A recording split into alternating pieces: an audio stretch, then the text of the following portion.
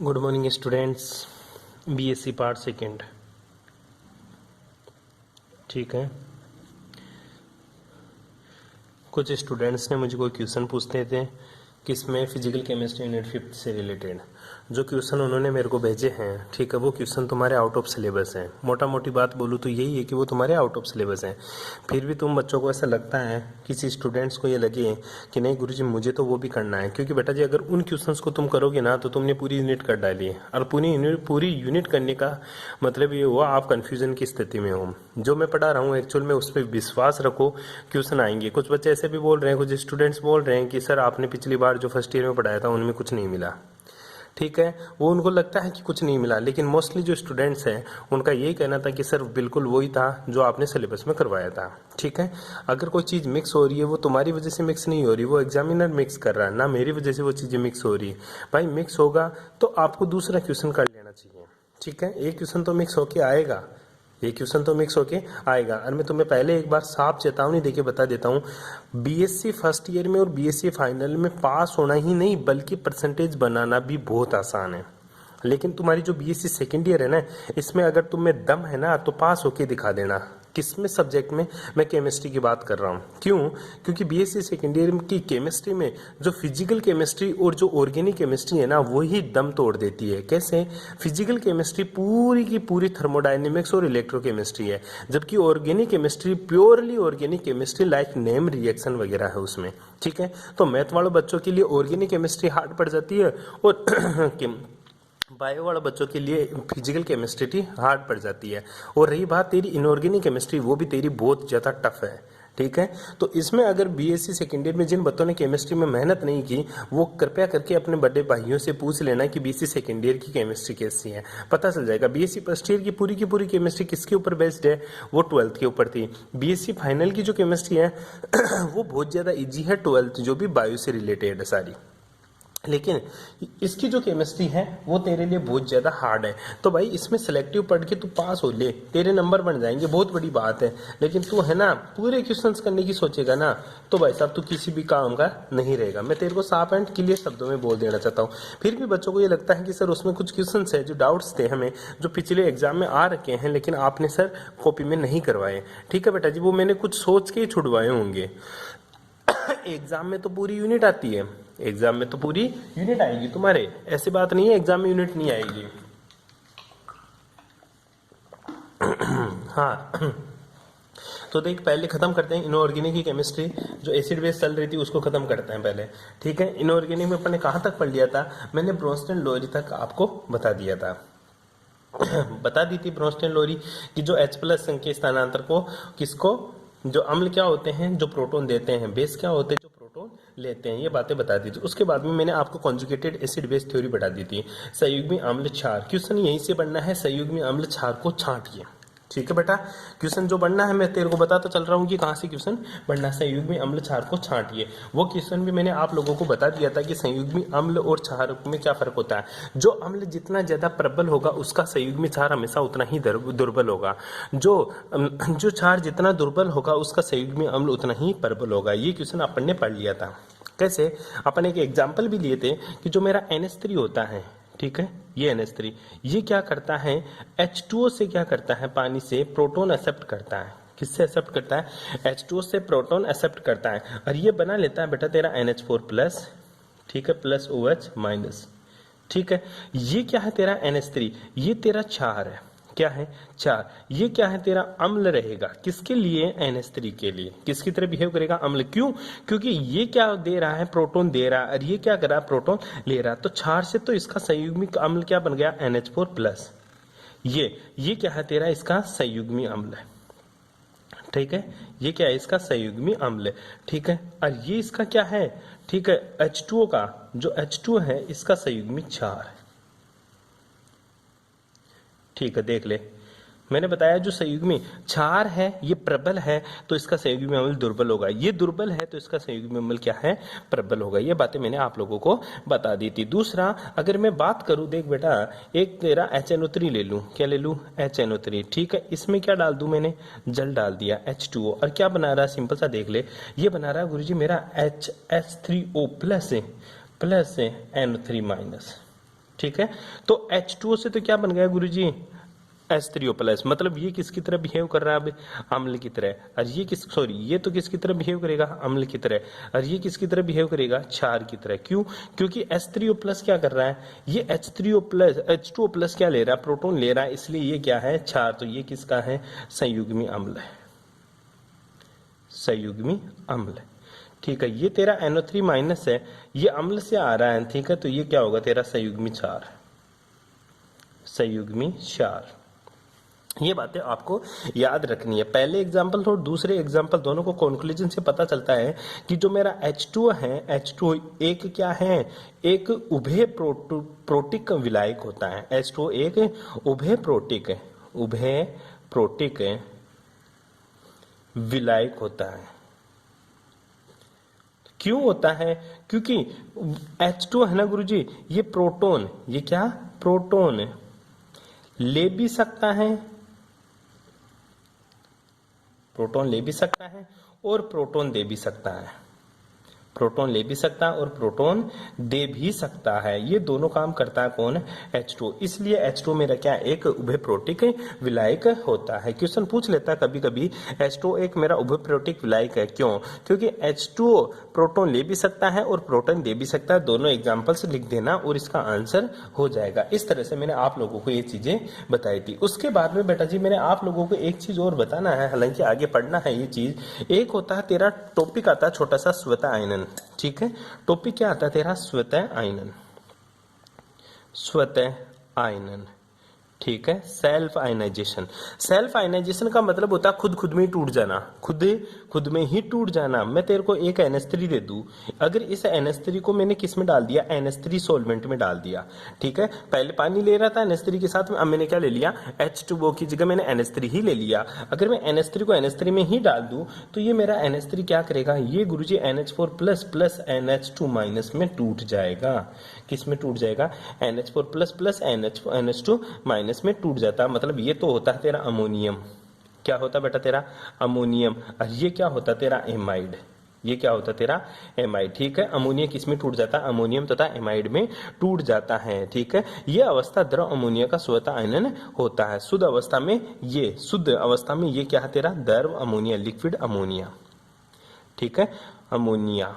ठीक है, लिक्विड अवस्था में क्या हो रहा है, देख ध्यान से देख, NH3 क्या है, ये लिक्विड अमोनिया है, ये भी लिक्विड अमोनिया है। ठीक है, अमोनियम और एमाइड में टूट जाता है। इस प्रक्रिया को क्या कहते हैं अपन, स्वतः आयनन कहते हैं। ठीक है, शुद्ध अवस्था में द्रव अमोनिया का स्वतः आयनन होता है। कैसे होता है, क्योंकि गुरुजी ये दोनों अमोनिया विलायक लिया, अमोनिया डाला तो अमोनियम और एमाइड के अंदर टूट गया। एक तो मेरा एसिड की तरह बिहेव करेगा, दूसरा मेरा बेस की तरह बिहेव करेगा। आई बात समझ में, इसको बोलते हैं स्वतः आयनन। क्या बोलते हैं, स्वतः आयनन। अगला टॉपिक है जो इंपॉर्टेंट है, प्रोटॉन बंधुता। क्या बेटा, प्रोटॉन बंधुता। क्या गुरुजी ऐसे क्वेश्चन बिल्कुल स्वतः आयनन, एक दो बार क्वेश्चन पूछा हुआ है स्वतः आयनन क्या होता है, तो तेरे को इसका स्पेशली ध्यान रखना है। ठीक है, उसके बाद में आता तेरा बेटा प्रोटॉन बंधुता। ठीक है, प्रोटॉन एफिनिटी। जिस तरह से तू इलेक्ट्रॉन बंधुता का नाम सुना है उसी तरह तेरा प्रोटॉन बंधुता भी होता है। दो चीज होती है, प्रोटॉन बंधुता का मतलब प्रोटॉन का जुड़ना, प्रोटॉन का जुड़ना। प्रोटॉन बंधुता का मतलब होता है प्रोटॉन का जुड़ना। ठीक है बेटा जी। दूसरा, इसी तरह तूने पहले बचपन की क्लासों में पढ़ा था इलेक्ट्रॉन बंधुता। क्या पढ़ा था, इलेक्ट्रॉन बंधुता। ठीक है, इलेक्ट्रॉन बंधुता क्या होती है, इलेक्ट्रॉन एफिनिटी। इलेक्ट्रॉन बंधुता मतलब इलेक्ट्रॉन एफिनिटी। ठीक है, यहाँ पे क्या होता था, इलेक्ट्रॉन का जुड़ना। ठीक है, लेकिन ये चीजें अपन ने कहा छोड़ दी, पीछे की क्लास में पढ़ के पास होके आ गया तो, लेकिन ये चीज अपने सिलेबस में है, प्रोटॉन बंधुता। अब देख, प्रोटॉन का जुड़ना प्रोटॉन बंधुता कहलाता है। ठीक है, बात आती है प्रोटॉन क्या होता है गुरुजी, H+ होता है। और H+ किससे जुड़ेगा, या तो इसके ऊपर कौन सा चार्ज है, प्लस चार्ज है, या तो ये किससे जुड़ेगा गुरुजी, या तो ये ऋणात्मक आवेशित इलेक्ट्रॉन से जुड़ेगा। किससे जुड़ेगा, ऋणात्मक आवेश से जुड़ेगा, या फिर किससे जुड़ेगा गुरुजी, ये बेस से जुड़ेगा। बेस मतलब ये किससे जुड़ेगा, क्षार से जुड़ेगा। क्यों, क्षार के पास इलेक्ट्रॉन, क्षार की डेफिनेशन पढ़ी अपन ने, जो लोन पेयर दे या जो प्रोटॉन ग्रहण करे, तो ये प्रोटॉन किससे जुड़ेगा, या तो क्षार से जुड़ेगा या ऋणात्मक आवेशित इलेक्ट्रॉनों से जुड़ेगा। कोई भी चीज ऋणात्मक हो उससे ये जाकर जुड़ेगा। इसी चीज को अपन क्या बोलते हैं, प्रोटॉन बंधुता। फॉर एग्जाम्पल मैं बात करूं, अगर बेस मेरा गैसीय अवस्था में है, बी का मतलब बेस है, बेस का मतलब क्षार है।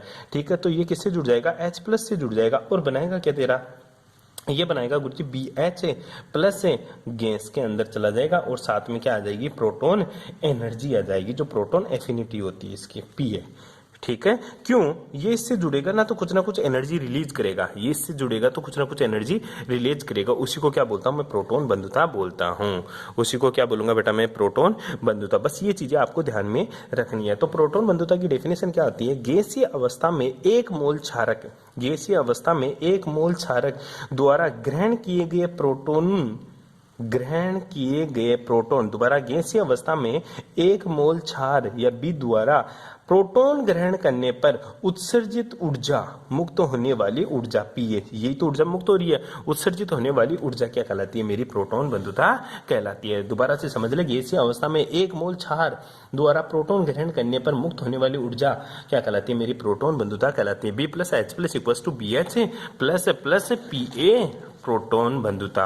ये तेरी सिंपल सी बातें मैंने आप लोगों को बता दी। किससे रिलेटेड बेटा जी, ये प्रोटॉन बंधुता से रिलेटेड मैंने आप लोगों को बातें बताई है। ठीक है, आगे चल प्रोटॉन बंधुता की सिंपल सी बातें और करते हैं थोड़ी सी, कि गुरुजी ये जो क्षार होते हैं ना B, ये जो B तूने लिया, ये गैसीय अवस्था में ये क्या हो सकते हैं, ये ऋणायन भी हो सकते हैं। मैंने तेरे को पहले ही बता दिया था कि प्रोटॉन किससे जुड़ेगा, या तो क्षार से जुड़ेगा या फिर ऋणायन से जुड़ेगा। किससे जुड़ेगा, ऋणायन से। तो भी क्या बनेगा तेरा, BH+ ही बनेगा। ठीक है, और साथ में ये गैसीय अवस्था में होगा और साथ में कौन सी एनर्जी निकल जाएगी, प्रोटॉन एफिनिटी बाहर निकल जाएगी। निकलने वाली एनर्जी क्या कहलाती है, प्रोटॉन एफिनिटी कहलाती है। तो सिंपल सी दूसरी डेफिनेशन और लिख सकते हैं, एक मोल गैसीय अवस्था में एक मोल ऋणायन के द्वारा प्रोटॉन ग्रहण करने पर मुक्त ऊर्जा क्या कहलाती है, मेरी प्रोटॉन बंधुता कहलाती है। ठीक है, तो इस B की जगह ऋणायन लगाऊंगा तो ऋणायन की जगह क्या लिखूंगा, X- प्लस H+, ये किस में चला जाएगा, HX।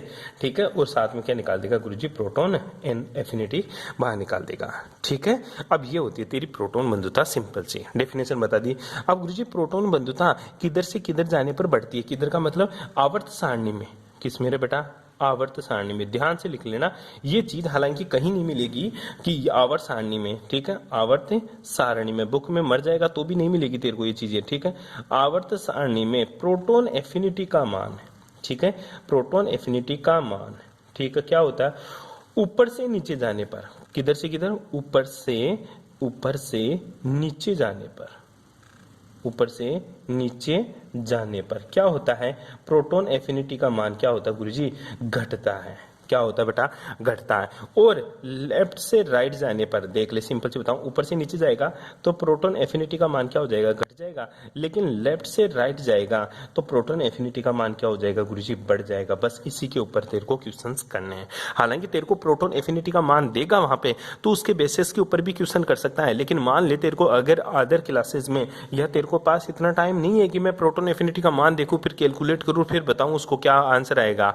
तेरे को बस इतना सा ध्यान रखना, आवर्त सारणी में ऊपर से नीचे जाने पर प्रोटॉन एफिनिटी का मान डिक्रीज होता है, आवर्त सारणी में लेफ्ट से राइट जाने पर प्रोटॉन एफिनिटी का मान क्या होता है गुरुजी, बढ़ता है।